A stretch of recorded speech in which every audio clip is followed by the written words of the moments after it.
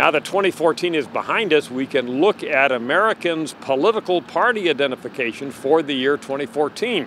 The most important fact that we see is that the percent of Americans who identify as independents is at a new record high.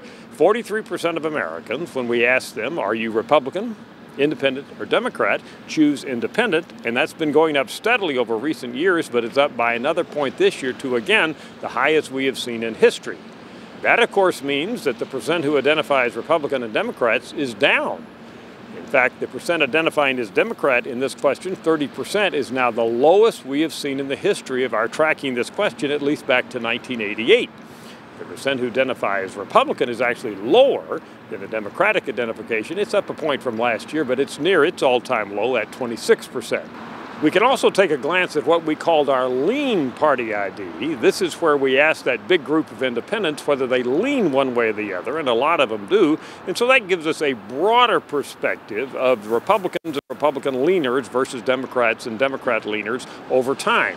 Here we see a real roller coaster effect in American Party ID going back to 1991. There have been times where the Democrats have done quite well in terms of party identification.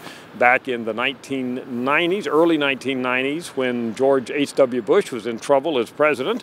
In the Clinton years, the latter Clinton years, Democrats did well. And this is interesting, Democratic Party ID on this lean measure was particularly high in the latter George W. Bush years when the Iraq War was a major problem, and of course that led to the election of Democrat Barack Obama. On the other hand, Republicans have done very well at other points after 9/11, when Obamacare was being introduced back in 2010 in that region, and now, more recently, Republicans have been closing the gap with Democratic Party identification, and for the year 2014, the gap was about 2.5 points, a little more Democratic identification than Republican, but not a lot.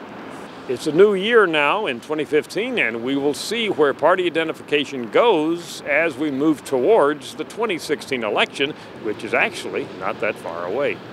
I'm Dr. Frank Newport, Gallup Editor-in-Chief.